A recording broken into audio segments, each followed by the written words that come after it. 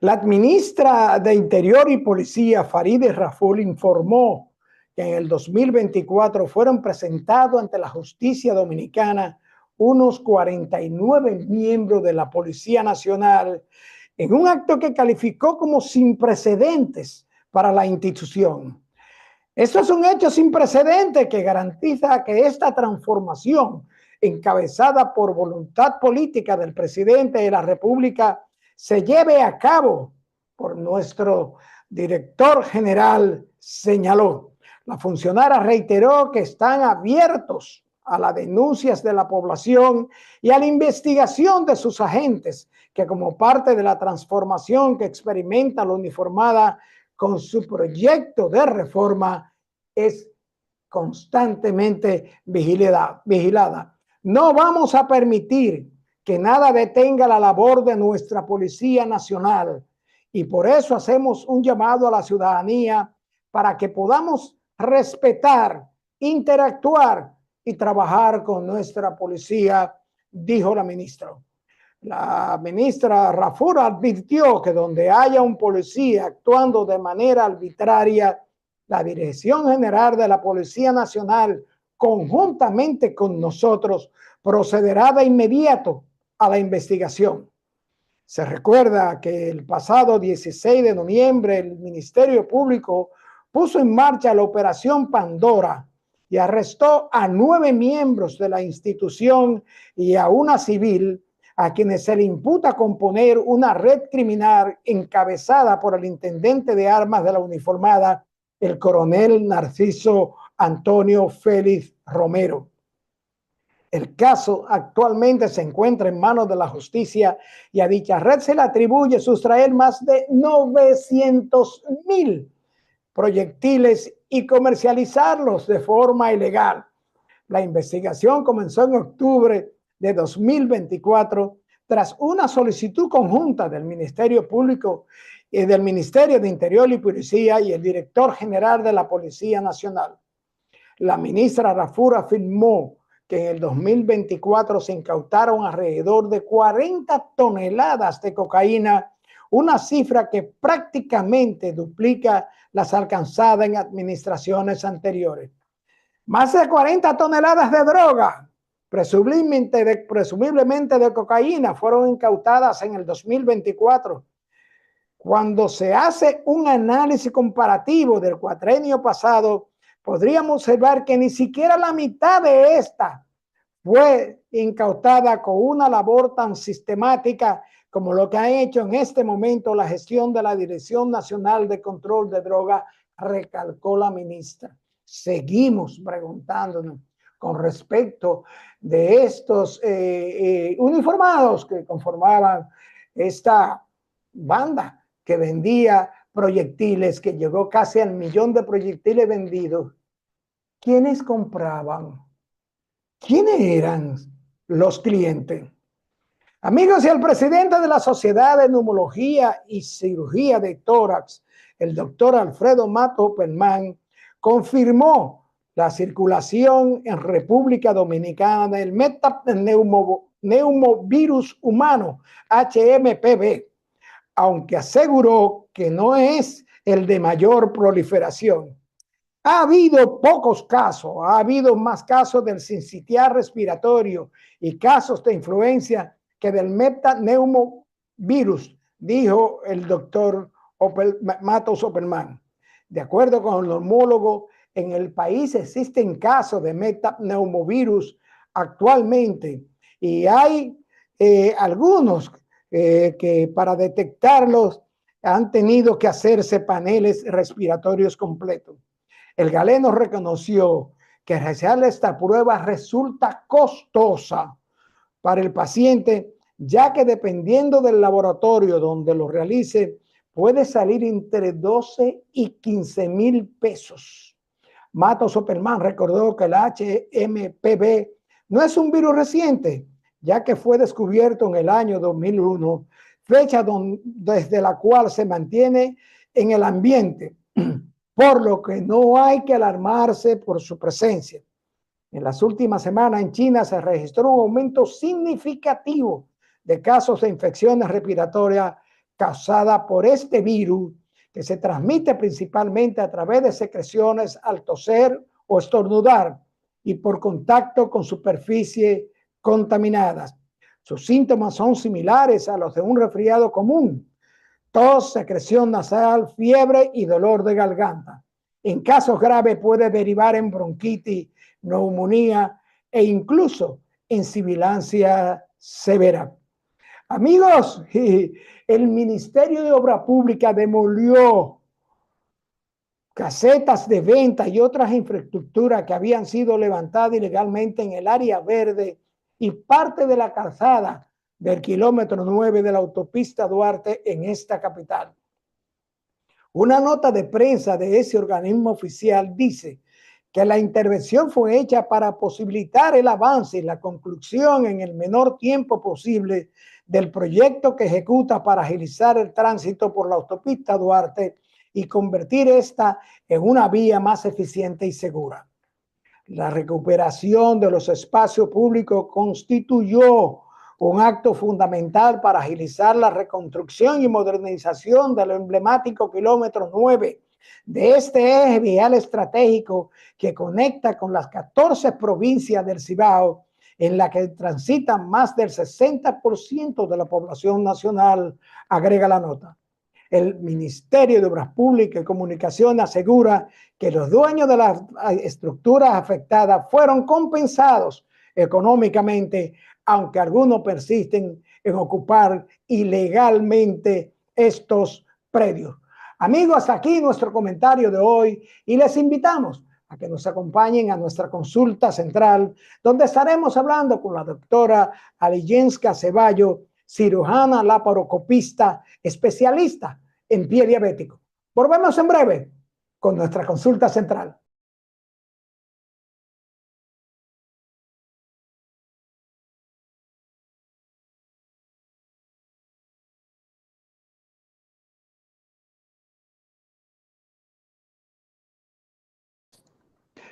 Bien, amigos, nos acompaña hoy en esta consulta una colaboradora continua de consulta participativa y de ustedes, amigos, que reciben orientación en salud. Nos referimos a la doctora Aliyenska Ceballo, quien es cirujano laparoscopista, especialista en pie diabético y comunicadora a tiempo completo de salud. Bienvenida a su programa, doctora Consulta Participativa. Muchas gracias, para mí es un placer, ya estoy parte de la familia, ya me Así, siento como en casa y qué bueno estar aquí en este nuevo año, iniciando el año con ustedes aquí en Consulta Participativa. así es, doctora, y qué bueno que vamos a tratar un tema fundamental, el asunto de la neuropatía diabética, doctora, que es también muchas veces confundida con patologías erróneas, con dolencias erróneas. Pero vamos a arrancar de una vez, doctora. Doctora, neuropatía diabética. ¿Qué es la neuropatía diabética? La neuropatía diabética no es más que una complicación más de la diabetes mellitus, que esta ya pasa cuando tenemos niveles de glicemia elevados, sostenidos por en el tiempo. Ese tiempo puede ser de 3 meses a años, que vayan dañándose esa microvasculatura que va a los nervios, o sea, la arteria que va al nervio se tapa, se daña y el nervio de los pacientes comienza a sufrir un daño progresivo. Y ahí comienzan una serie de síntomas, que es lo que el paciente reconoce como la neuropatía diabética. Doctora, hablamos de neuropatía diabética, pero tenemos entendido que hay varios tipos de neuropatía diabética. ¿Cuáles son estos tipos de neuropatía diabética, doctora? Hay varios tipos de neuropatía diabética. Para ser un poquito más didácticos, vamos a dividirlo en dos grupos. Las sensitivas, que pueden ser positivas y negativas. Cuando hablamos de una sensitiva positiva, es que se manifiesta con mucho dolor, mucho ardor y muchas molestias.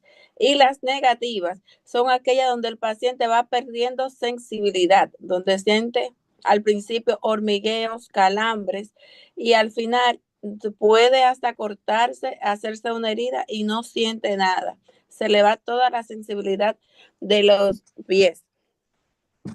Pierden toda la sensibilidad de las extremidades, doctora. Así es. Esa es la negativa. ¿Esa tiene que ver con la neuropatía periférica? Sí, ambas son. La neuropatía diabética es una polineuropatía periférica distal, que con sus siglas sería P, P de polineuropatía, D de distal, N periférica y S por sus siglas en inglés. Y la neuropatía focales. ¿Cuáles son estas neuropatías focales? ¿A qué se refiere focal? ¿A un lugar específico de elección? Cuando es focal, ya no estamos hablando de neuropatía diabética, sino que afecta directamente un nervio o una raíz nerviosa, que puede ser más por una hernia. Ahí hay que hacer los diagnósticos diferenciales, que lo más frecuente es que sea por una hernia o que sea una herniación de la columna o una afección directa a ese nervio. Porque ya no ahí no hablamos de cuando es muy extraño que haya una neuropatía focal en un paciente diabético, porque hacer una enfermedad sistémica que afecta a todo el sistema va dañando todas las arterias al mismo tiempo. Y las que más se dañan son las pequeñas. Ahora, si se nos daña la arteria o el vaso nervorum, como se conoce, de ese nervio, a un nervio en específico o a una zona, entonces sí hablamos de focal. Pero lo más frecuente en los pacientes diabéticos es que sea una polineuropatía diabética periférica distal, es decir, que va a los miembros inferiores, que va debajo de la rodilla y que pasa en los dos miembros inferiores al mismo tiempo, a varios nervios afectados, polineuropatía, es decir, que afecta varios raíces nerviosas al mismo tiempo. Doctora, en neuropatía diabética sabemos que la diabetes puede afectar desde niños recién nacidos hasta ancianos. ¿Cuáles son los diabéticos? ¿Cuáles de los diabéticos tienen más probabilidad de desarrollar la neuropatía diabética? Las personas afectadas de diabetes mellitus tipo 2.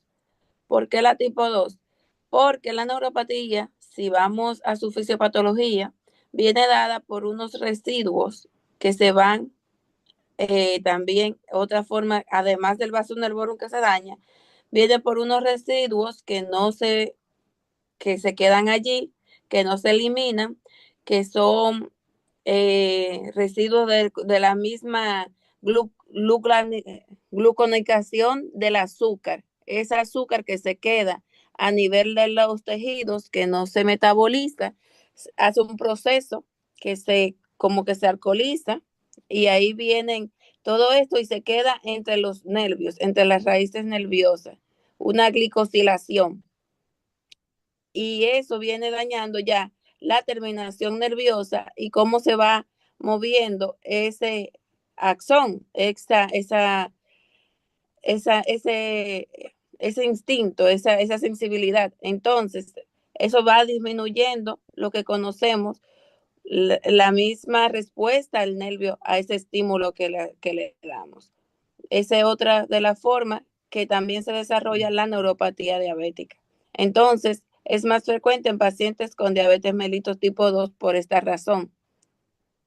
¿Y cuáles son estas condiciones que inducen y que hacen que un paciente diabético de diabetes mellitus tipo 2 pues pueda desarrollar una neuropatía diabética? Sabemos que una de ellas es el sobrepeso, ¿no? Sí, no, pero o sea, lo más importante, uno puede tener condiciones que son dadas por la diabetes, pero es el control glicémico. Lo que desencadena la neuropatía diabética es tener una glicemia sostenida por encima, por ejemplo, de una hemoglobina glicosilada, una A1C, por encima de 9 durante más de 3 tiempos. Lo que se recomienda por la Asociación Americana de Diabetes es que esté de 7 a 7.5 su A1C para evitar este tipo de complicaciones. Pero ya cuando hablamos de 9, que muchas personas la tienen, 8, dicen yo estoy bien con 8, todavía usted está induciendo que pueda aparecer un daño. Y si está por encima de 9, es aún más agresivo y mucho más rápido. O sea, doctora, que esto de la glicosilada se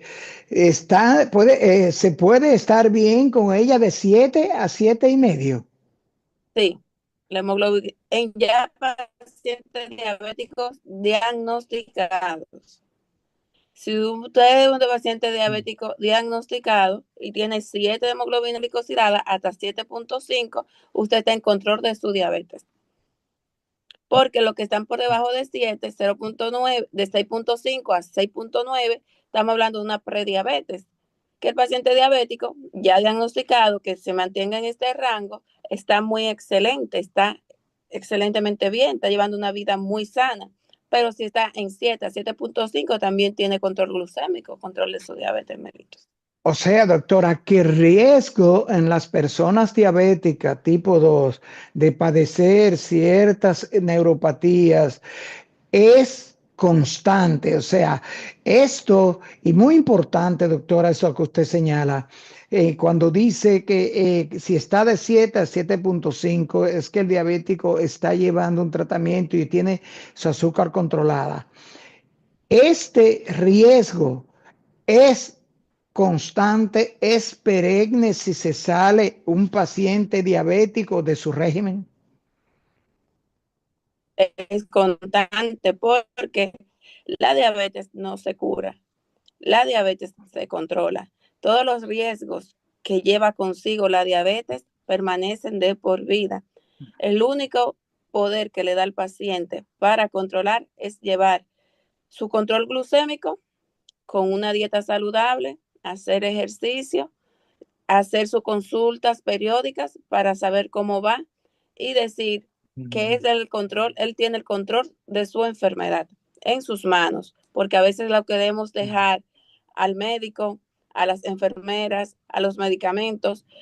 Yo me pongo la insulina a diario. Eso no representa que usted tiene control de su enfermedad, porque quizás esa dosis de insulina haya que modificarla, haya que cambiarla, haya que cambiar patrones de su vida como comer, caminar, cuántas horas de sedentarismo tiene, qué cantidad de agua bebe, porque todo es un control de su estilo de vida.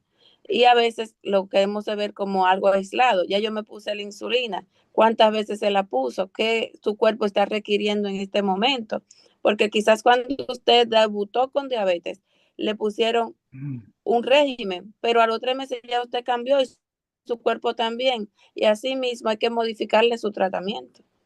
O sea, doctora, que el insulino dependiente, aunque desarrolla menos que el diabético tipo 2, la neuropatía, también tiene que observar, aunque dependa de la insulina, su régimen alimenticio.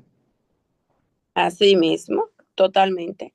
Porque no podemos solamente cuidarnos de qué estamos medicándonos, sino qué estamos haciendo con lo que está necesitando mi organismo el día de hoy. Cuando uno duerme y al otro día se levanta, por ejemplo, cené, vamos, una pasta a las 9 de la noche. Si tu cuerpo no la digirió y tiene también estrés o tuvo un mal dormir, no durmió bien, eso aumenta los niveles de cortisol. Más la pasta aumenta los niveles de glicemia. Más no dormir correctamente, eso me desencadena ya un estrés metabólico en mi cuerpo. Entonces, cuando yo me hago la glicemia en la mañana, que veo que tengo 300, si ayer yo tenía 200 y me puse 10 de insulina, ya hoy yo necesito 15. O me puedo poner las mismas 10 de insulina, pero entonces tengo que tener un control de lo que voy a comer en el día estricto. No puedo hacer desarreglo, no puedo comer ni grasas, ni harinas, ni azúcares agregados, ni refinados. Doctora, ¿y Y cuál las es? porciones son muy importantes. Eso, las porciones, doctora. Hay que tener un mayor control con las personas, las porciones alimenticias. Totalmente. Porque no es lo mismo usted comerse 2 tazas de arroz, que su cuerpo entonces debe gastar el doble de insulina para digerir eso, para metabolizar ese azúcar. Si su cuerpo no lo tiene, porque ¿qué es lo que pasa con la diabetes? Usted se comió esas 2 tazas de arroz, eso se vuelve glucosa en la sangre. Pero para que esa glucosa baje de la sangre y entre a las células, necesitamos lo que es la insulina, para que entre a la célula a metabolizarse. Entonces, si no tenemos la insulina suficiente, toda esa glucosa se queda en sangre. Y como el cuerpo no sabe cómo utilizarla, comienza ya sea la ateromatosis, a guardarlas en la pared de las arterias, los productos de desecho como el glutatión se van almacenando en los nervios y viene la neuropatía diabética, viene a convertirse en grasa porque ya el organismo no puede metabolizar tanta azúcar y no es que se elimina por sí sola, es con insulina. Entonces, si comemos una taza de arroz en vez de dos, ya el cuerpo necesita la mitad de la insulina que va a utilizar en esas 2 tazas. Por eso las porciones son tan importantes. Doctora, ¿cuáles son los primeros avisos? ¿Cuáles son los síntomas para un diabético tipo 2 diagnosticado, como usted bien señaló, de que está padeciendo algún tipo de neuropatía diabética? Hay un dato importante, ahora que hablamos de pacientes diagnosticados, que muchos pacientes llegan a la consulta, su primera consulta, sin saber que son diabéticos, con los síntomas de neuropatía diabética. Y es lo que lo lleva a buscar una, una consulta médica. Me siento hormigueo en los pies, no me siento los pies, siento que estoy flotando, camino y me siento en el aire, pero no saben que son diabéticos. ¿Por qué? Porque cuando ya da manifestaciones de una neuropatía diabética es que usted tiene más de 5 años siendo diabético sin medicarse. Esa azúcar y esa insulina haciendo en su cuerpo lo que quiso durante ese año haciendo un daño. Porque yo siempre le digo a mis pacientes que la diabetes mellitus es silente, no se siente. No es de que usted llegó anoche, subió el azúcar a 500 y ya su cuerpo dijo, tengo un sofoco, me siento mal, estoy mareado. Su cuerpo la tolera normalmente, pero eso no quiere decir que los daños a sus órganos y a sus nervios y a su circulación, a sus arterias, no se esté produciendo silentemente, sin usted sentir nada. Ya cuando hay manifestaciones, queremos decir que tenemos más de 5 años padeciendo de eso. Y si ya es diabético diagnosticado, quiere decir que ya tiene más de 2 años o 3 teniendo picos de glicemia muy altos, no controlados, que usted se pone, por ejemplo, un día el régimen le baja a 100, tengo 100 en ayunas, pero usted no sabe con cuánto usted se acostó, porque la mayoría de los diabéticos no se mide la glicemia 2 veces al día, hasta llevar el control. Cuando ya usted está en control de su enfermedad, ya usted sabe cuándo se la tiene que medir, cuándo no, pero mientras tanto usted no tenga control de esa enfermedad, usted lo correcto es que se la mida, por ejemplo, en ayunas y después se la mida de nuevo en la tarde para ver cómo está postpandreal después de la comida, porque quizás en horas de ayuno sí le baje a 100, que sería lo correcto, o 110, pero cuando usted come y ya lleva sus actividades normales, le puede estar subiendo a 400. Y si usted lleva ese régimen, ese pico, ese altibajo, o glicemias sostenidas de más de 300 o más de 200, que también ya hacen daño, por un periodo de 3 meses, 4 meses, 5 meses, 2 años sin darse cuenta, entonces se está afectando lo que son los órganos, los nervios, que es la primera manifestación ya de daño sistémico.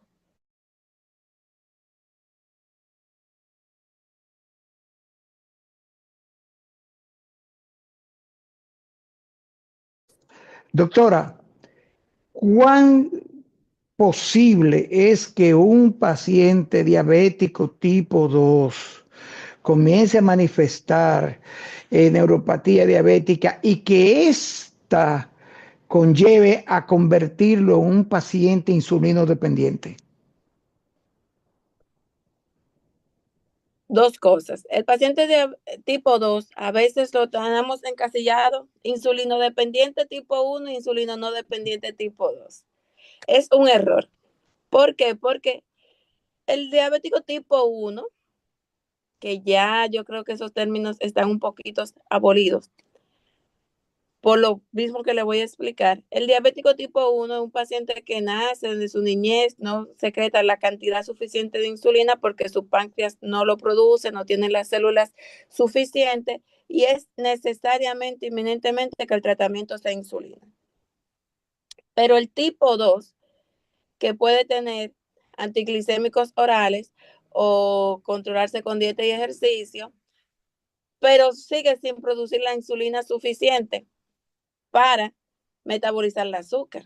Entonces, cuando usted llega a una consulta y está descontrolado, lo primero que le van a poner es insulina. Si usted no sabe manejar su enfermedad correctamente o si su cuerpo con los antiglicemiantes orales no es suficiente controlar su azúcar, le van a poner insulina, que no está mal, porque lo más natural, lo más parecido a lo que el cuerpo hace es la insulina, porque es una hormona bioidéntica que la hacen es muy similar a la que produce su mismo organismo.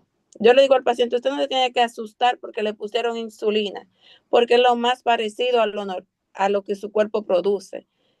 Su cuerpo va menos forzado poniéndose insulina. Sí, la insulina, la única forma de administración es con inyecciones subcutáneas y es lo que le molesta o es lo más tedioso que tiene que tener el paciente, que a veces 1 o 2 veces al día, pero también necesitan insulina, lo tipo 2, porque a veces con el tratamiento antiglicemiantes orales y lo prolongamos por mucho tiempo, también estamos llevando a ese cuerpo a que se produzca efectos colaterales no controlados. Porque para un paciente diabético tipo 2, solo mantenerlo con antiglicemiantes orales, tiene que ser un paciente muy disciplinado. Tiene que ver, doctora, la edad del diabético tipo 2, ejemplo, un diabético envejeciente, un diabético de 45, 50 años, tiene que ver la edad para la presencia de las neuropatías diabéticas. Anteriormente sí, anteriormente uno veía mucho la neuropatía diabética en pacientes mayores de 60 años, pero ¿por qué? Porque ya tenían más tiempo sufriendo de diabetes, 30, 20 años, medicándose y colateralmente con la enfermedad, por su misma fisiopatología de la misma, ya se daban los daños de la microvasculatura y los nervios. Pero ahora tenemos una alta incidencia de pacientes de 40 años con menos de 5 años diagnosticados con diabetes que están sufriendo de neuropatía diabética. ¿Por qué? Porque llegan con niveles de glicemia muy altos, un descontrol muy fuerte, que no se están ajustando a una dieta, no se están ajustando a un régimen, no se quieren medicar, se medican un día sí, un día no. Y ya la neuropatía diabética la estamos viendo a más corta edad en pacientes muy jóvenes. Doctora, la neuropatía diabética también es responsable de dolores musculares en ambas extremidades, no solamente en las extremidades inferiores. Así es, lo puede afectar tanto sistémicamente y es la causante, la mayoría de las veces, de la disfunción eréctil de los pacientes diabéticos. Sí, o sea, la disfunción eréctil es normal en el paciente diabético. No es normal, digo que la que lo causa es la neuropatía diabética. Cuando se dañan esos nervios que van al aparato reproductor masculino, que ya no va a reaccionar a los estímulos Mm. normalmente, es también por la neuropatía diabética. La Doctora, dígame, doctora, dígame. Entonces, si no controlamos una cosa que va de la mano, solamente que al por ejemplo, la neuropatía comienza de manera distal, la parte más distal, donde los capilares son más pequeños y más cortos, por eso se manifiesta primero, vamos a decir, la mayoría de los casos en las extremidades, pueden ser las manos, los pies, pero así mismo va ascendiendo. Y eso es una alerta que debe estar muy pendiente el paciente, porque así mismo va a ir ascendiendo. Es como si fuera, comienzo por la mano, va ascendiendo, pero así mismo va a llegar a todo su cuerpo. Doctora, neuropatía diabética a nivel general es una enfermedad, una patología sistémica. Doctora, pie diabético y la neuropatía diabética. Todo el diabético padece problemas de pie diabético. Todo paciente diabético, aunque no tenga úlcera o problemas en sus pies, es un paciente con pie de riesgo. Un paciente pie diabético grado 0, vamos a poner, usted teniendo sus pies normal. ¿Por qué? Por lo mismo que hablamos. La neuropatía diabética es la primera manifestación de que usted va a presentar un pie diabético. O una úlcera por pie diabético, mejor dicho. Entonces, ¿por qué? Esa neuropatía diabética. La primera manifestación es pérdida del vello, resequedad en la piel, afecta a su sistema nervioso autónomo, la respuesta normal y sola que da su cuerpo para la protección de la misma piel. Se reseca, no va a tener vello, va a tener una pérdida del vello. La pisada la viene cambiando de manera a nivel cerebral. Por eso el diabético camina de una forma diferente. No hace la pisada de la marcha normalmente. Al cambiar esa pisada, más la diabetes, todos esos son los factores de riesgo que te va a llevar a un pie diabético. Va a pisar más de un lado que del otro, lo que nos va a provocar que tenga un callo. Los callos son respuesta de la presión a nivel plantar, pero secundario a una neuropatía, la mayoría de las veces. Entonces, después de que usted tenga un callo, ahí viene la úlcera. Debajo de ese callo hay una úlcera. Por eso es tan importante que el paciente vaya a su chequeo preventivo, que se haga su quiropodia, que elimine los callos, que se corte las uñas correctamente y que elimine la piel muerta, porque debajo de esa piel muerta se almacenan bacterias y se hace lo que son las úlceras, que es la primera forma de usted tener una úlcera por pie diabético. Esas úlceras del pie diabético, doctora, ¿son las que llevan a amputaciones? Totalmente, el 80% de las amputaciones en pacientes diabéticos está precedida por una úlcera de pie diabético. ¿Cuál es la manifestación en los pies del diabético de que está padeciendo una neuropatía peligrosa en el pie?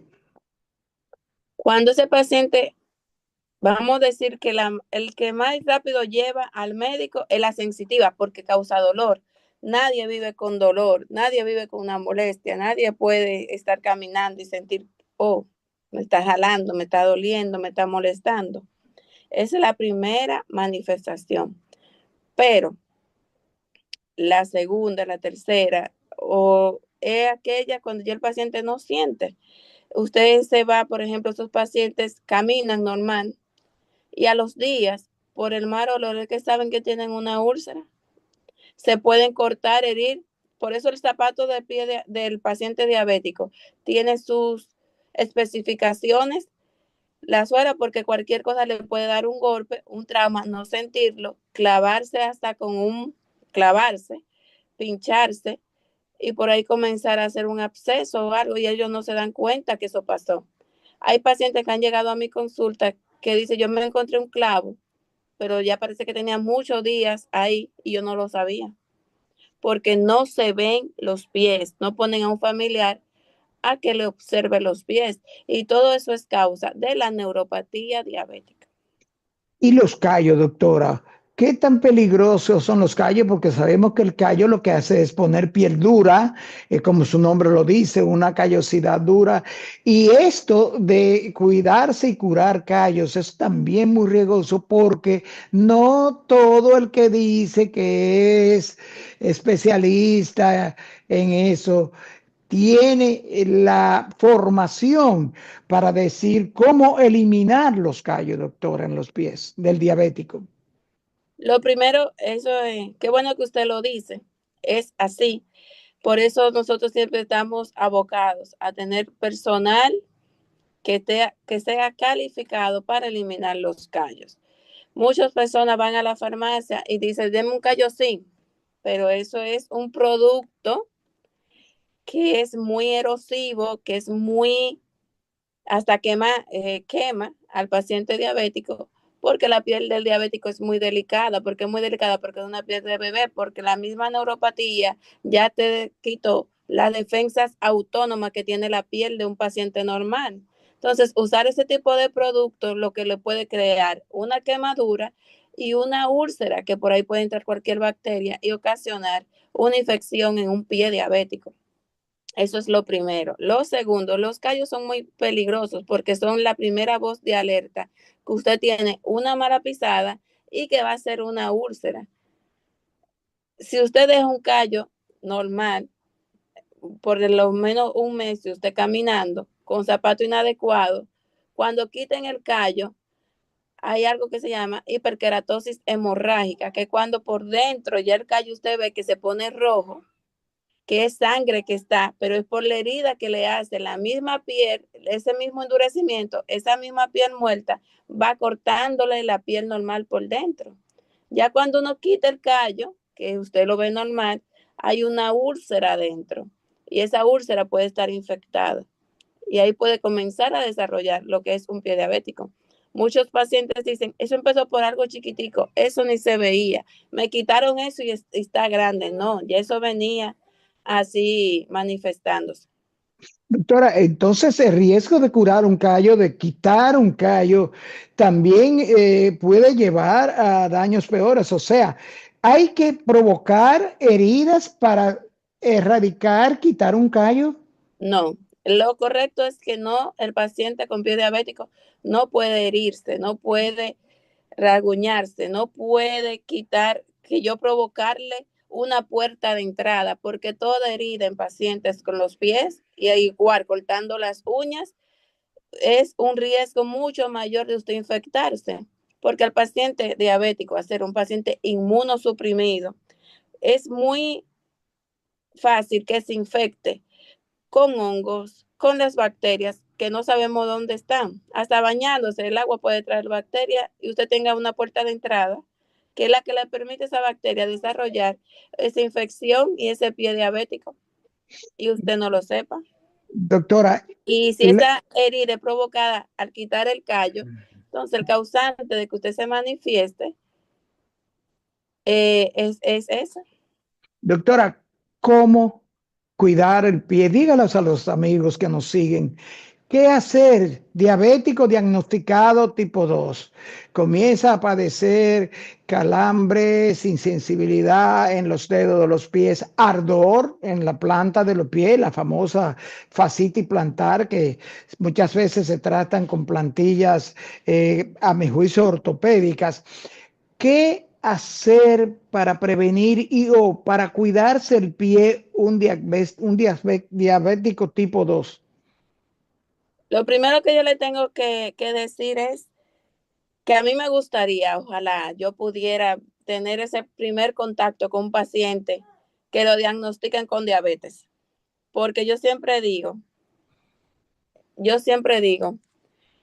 o pienso que aquí damos al paciente, le decimos usted diabético, pero no le enseñamos cómo cuidarse los pies.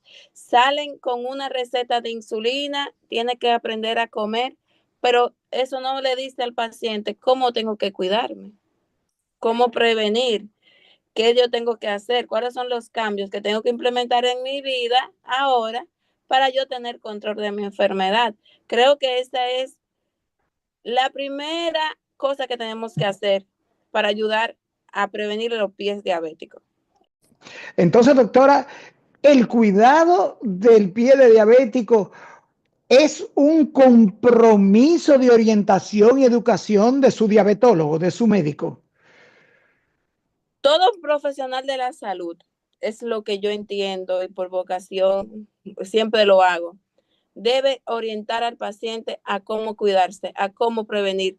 Todos, porque todos tenemos la facultad y el conocimiento, aunque sea en diferentes grados, pero le puede decir, ese zapato lo va a pelar, ese zapato no es adecuado, ese material se calienta y lo quema, porque también muchos pacientes llegan diciendo, no, yo tenía una chancleta que la puse nueva, vamos a poner chancleta, sandalia, lo que se ponga el paciente, o un tenis muy apretados, y me apareció esa llaguita, que viene como una flictena, una ampolla, y eso ya es una puerta de entrada para que entren las bacterias y se queme.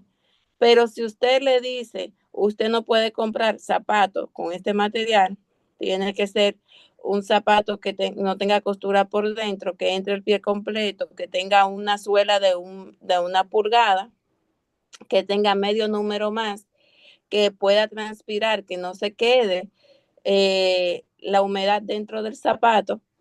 Ya usted está ayudando a ese paciente a prevenir esa ampollita, esa primera manifestación de esa úlcera.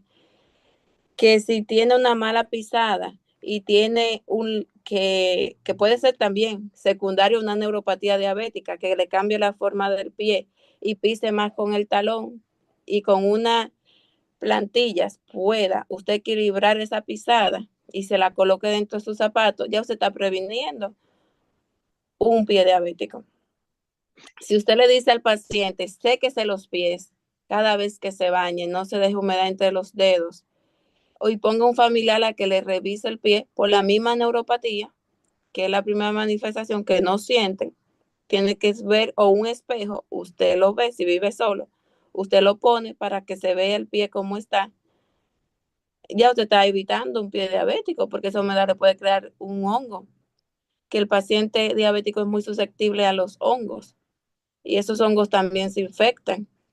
Entonces, son cosas que podemos evitar, prevenir. Al igual, el corte de las uñas debe ser recto, no puede ser, usted no puede estar inventando de que quitándose la parte que está enterrada de la uña, porque eso abre una herida, como estábamos hablando anteriormente, y por esa herida entran las bacterias, y la bacteria hace el absceso, y así va, es una cadena de cosas que lleva que podemos romper esa cadena y prevenir el pie diabético. Doctora, finalmente, porque ya no están haciendo señas, las famosas medias compresivas. ¿Todo el diabético debe usar medias compresivas? Imposible. No se puede indicar una media compresiva sin un Doppler previo, porque si ese paciente tiene una insuficiencia arterial, que es que no llega suficientemente sangre al pie, y usted le pone una media compresiva de un grado alto, entonces usted está provocando una isquemia sin usted saberlo. Está comprimiendo más y va a llegar menos sangre. Es más peligroso que no llegue sangre a que usted tenga la insuficiencia venosa, que son para lo cual se usa las medias compresivas. Ahora, si yo veo el Doppler, veo el grado de insuficiencia que usted tiene, que la puede tener las dos, yo puedo decidir si pongo una media con una compresión leve, una compresión esto, para ayudarlo. Mal tratamiento de la arteriopatía. Pero si no lo hago con un Doppler, estoy poniendo un tratamiento a ciegas, solamente porque se está edematizando, se está hinchando el pie. Muchos pacientes a veces ni toleran las medias compresivas porque ya tienen una insuficiencia arterial severa. Entonces, además se le indican medias de diabético, porque también hay medias de algodón que son especializadas para pacientes diabéticos que no tienen compresión, que no tienen elasticidad y que son de algodón para poder transpirar y no se quede la humedad en el pie. Entonces, doctora, podemos decir que si hay la necesidad de usar estas medias compresivas, deberían ser medias compresivas sin punteras. No necesariamente. Debe ser indicada por un especialista y debe tener un Doppler antes de que le indiquen, porque no solamente con el examen físico es suficiente para yo decir qué medias compresivas lleva un paciente diabético. Bien, doctora, se nos acabó el tiempo, pero dígale a los amigos televidentes, a los amigos de Consulta Participativa, ¿dónde contactar a la doctora Lijenska Ceballos? Bueno, lo estoy esperando en la Fundación Pies con Salud y Esperanza. Ya tenemos 2 sucursales, una está en Sánchez Luperón y la otra está en la entrada de vivienda en la Charles de Gaulle. Al teléfono pueden hacer su cita en el 809-666-4424, tanto por WhatsApp o nos pueden llamar. Y mi número personal es el 849-201-2333. Doctora, gracias por esta consulta tan orientadora, tan explícita para nosotros, los diabéticos tipo 2 y los diabéticos en general. Gracias, doctora. Un placer, el placer es mío. Bien, amigos, después de esta orientadora entrevista sobre todo lo que tiene que ver con la diabetes y la neuropatía diabética y el cuidado de nuestros pies con la doctora Aliyenska Ceballos, solo nos resta dar las gracias por acompañarnos en estas consultas orientadoras de salud. Amigos, amigas, nos vemos en la próxima consulta.